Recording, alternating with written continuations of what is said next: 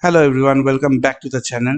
So today we are going to show you how you can integrate Razorpay with the NestJS. Now we often use NestJS as our backend APIs. So today we are showing to show you how you can integrate the payment gateway with the NestJS. But there is a trick in between. So let's first see what we have done. When our service is running NestJS, I'm very much clean with this setup. So as you can see, we have just create an order, right? A 500 rupees order.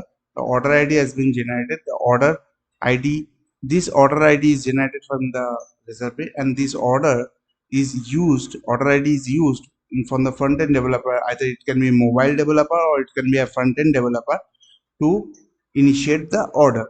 Now, how I have generated this order? Let's first go to the code. Okay, so first you have to import the Razorpay. Now it's it can be used in ES6 module, but if you use the ES6 module, it will not work. That's our trick. You have to use a required module over here. You have to use a required module as well. It was not working with the ES6 module system.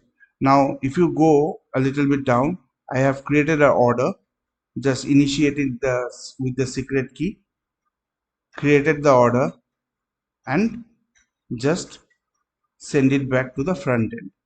Obviously I am doing the DB part over here, and once this DB part is over, I am going to send this order ID. Now after this order has been created, once the user on the front end part ends the payment, he will receive three things: the order ID that I have sent, the signature, the payment ID. And this is the order ID that I am generating from the order itself. This is your or mine's original order ID, UUID. Okay, so these are the three things you will receive from the front end part. And obviously these APIs are all authenticated APIs, so without token you cannot access this API. You will get user details over here. Now you can see there is a process where you can have valid payment verification and valid webhook signature. So valid payment verification is there.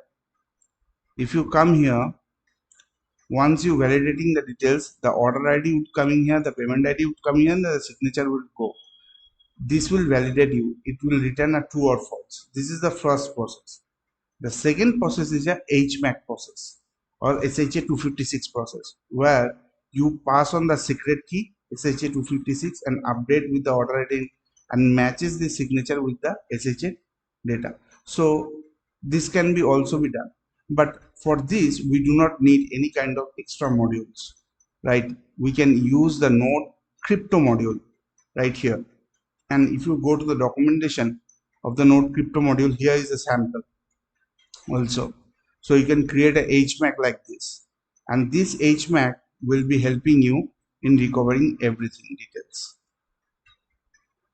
So this is how you can integrate Razorpay with the Next.js in a very simple way, but it takes me a little bit of time because this was a problem with this, and there is nothing that has covered this out. Thanks for watching this video. I will be definitely sharing the code on the description. If you do like my video, do subscribe to my channel. Thank you so much. Happy coding.